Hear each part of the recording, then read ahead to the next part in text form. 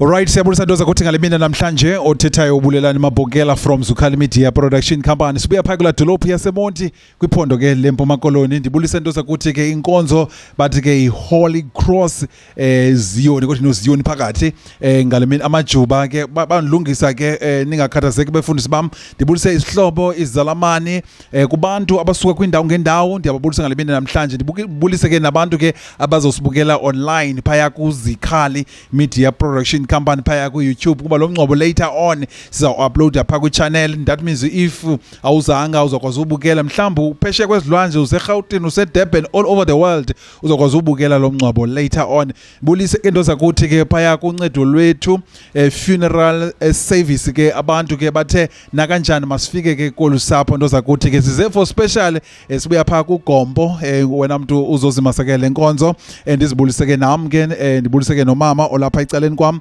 Ndibulisa ke no spirit sika mama ke unongqongile mavathulana ngale mini namhlanje ke wena mntu sikwilali ke bathi ke kusemaqomeni ngale mini yanamhlanje apha eceleni kwam ke ngihleli ke nomakoti uzoqala kabulisa abantu abazozimasa after that azichaze asibalisele zintoni izinto ezimande azikhumbulayo ngomama umama ebengumuntu onjani bebehlelisene njani zintoni izinto ezizimfundiso ngasokuze ke azilibale mama lolo thuba kodwa qala ngicela ubulisa abantu ndicela ukuzibulisela ke ebantwini abakhoyo namhlanje ndinguNosapho Mavathulana umolokazana kamama uNongqungile.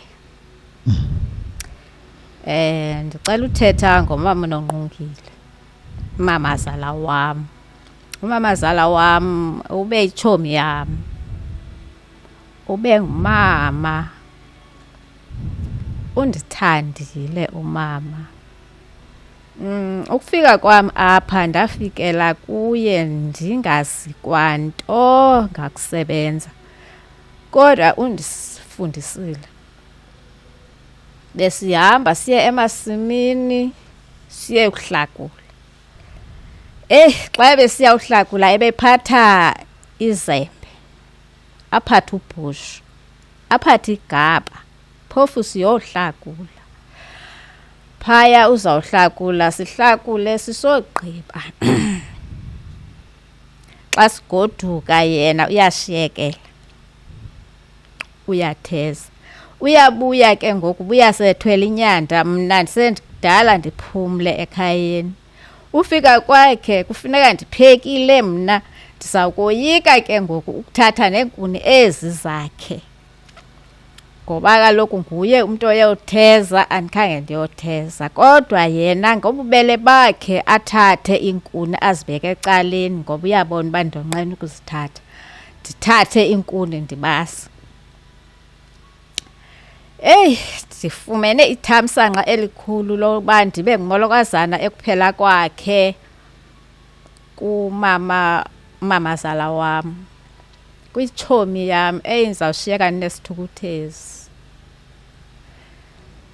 Ndizothi xa ndimane ndijonga kulaa ndawo ebehleli kuyo ndimkhumbule.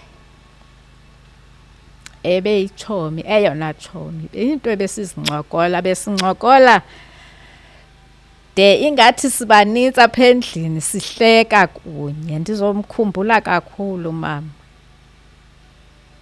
ahambe kamnandi onwabe ngaphambili andikhumbule. Bendithi xa ndinxiba ndiphuma ndiyogqitha kuye elele ebhedini athi hayi Nosapho, hayi andiyithandi ke leya namhlanje ilokhwe. Ndinyanzeleke ndijike ndotshintsha ndinxibe enye ilokhwe ndirhuqise. Athi yabona ke unguye ke ngoku unguNosapho. Ndiyawubulela ke ixesha endilihleliyo nomama wam Nongqungile. Ndibulela kakhulu undifundisile mna ndizonyathela apho ebekhona. Ndingathi apha koosisi bam akho nto izawutshintsha.